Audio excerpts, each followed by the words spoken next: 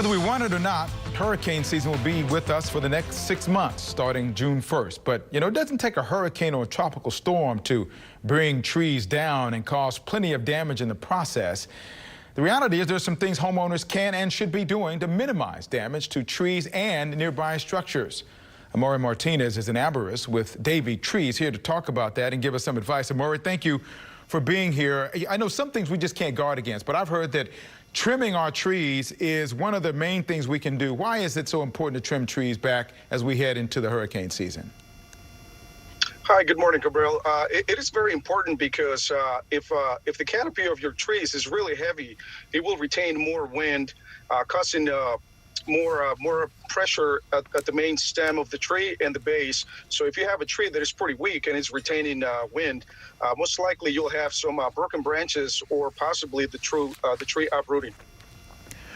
I know that it's all about making sure your tree is healthy. I'm kind of curious about what we can do. If you have the difference between a young tree and an old tree, there's different things you do for a young tree as opposed to an older tree, correct?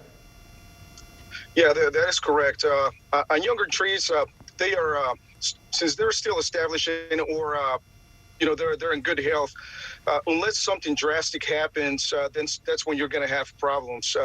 But I would be really careful with mature trees just because since they go through storms, change in weather, all kinds of things.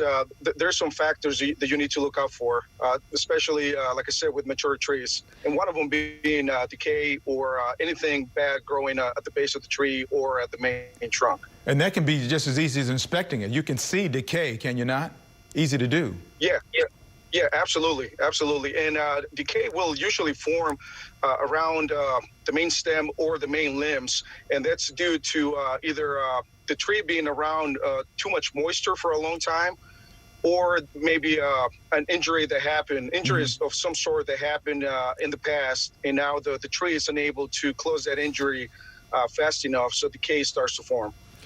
So sometimes damage is going to happen after storms, whether it's a tropical storm or whatever kind of storm you may have. This past weekend, we had some storms that were around, and I saw in my neighborhood, for example, a nearby park, it had some big tree limbs down. These were mature pecan trees that I'm talking about here. But regardless of the type of tree, when that happens, when you see the branch just break off, do you go in and do you saw? Make a clean cut where the branch broke away from that point forward? I mean, how do you repair the damage that happens when you lose that branch? Yeah, sometimes it will depend on the situation. I mean, the best scenario would be the branch breaks and it leaves a stub, and then you're able to just clean up the broken branch and then cut the stub right where it needs to be cut at the right at the collar. But sometimes the branch rips all the way back to the main stem, creating a bigger injury for the tree, which is it's really not good. It's really bad for the tree. It takes a longer time for the tree to heal. Reading about getting ready for this interview, and I saw that it's important to tell people about fertilizing trees. And I'll be honest with you, I don't think I've ever fertilized my tree. What is that process? How do you do that? Is that like you stick a peg? How do you do that? How do you fertilize a tree?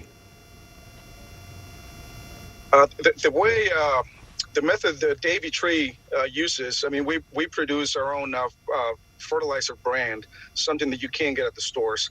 And the process for that would be we mix the fertilizer in the tank with hundreds of gallons of water, and then we will show up at your place and inject it into the soil.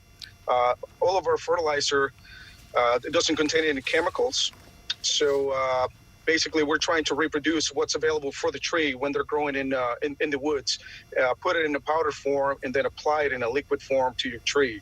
So I mean, you're getting slow release of nitrogen. You're getting really good nutrients and minerals that the trees will need to either recover from the drought or from construction damage or from heavy pruning.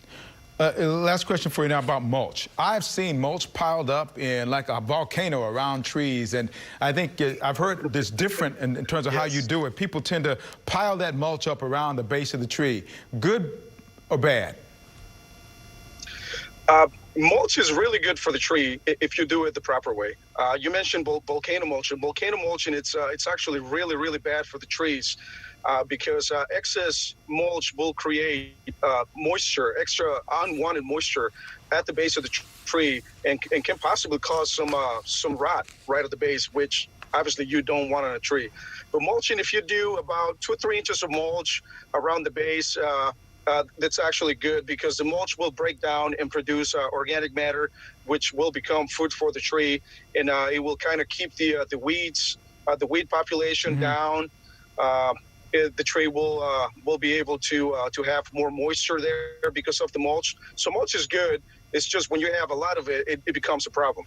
Well, I appreciate you, sir. I feel so much more knowledgeable. I'm going to go down my neighborhood and tell all my neighbors about how smart I am now with their trees. Thank you. Appreciate it. Hopefully we can all have safe and healthy trees that'll keep them from falling down and hurting someone and damaging our house. Amaury Martinez from Davey Tree, thank you so much this morning, sir.